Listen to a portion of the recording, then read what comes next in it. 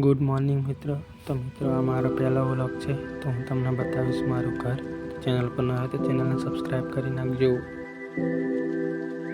મિત્રો, આ છે મારું ઘર. નળિયાવાળું મારું ઘર છે.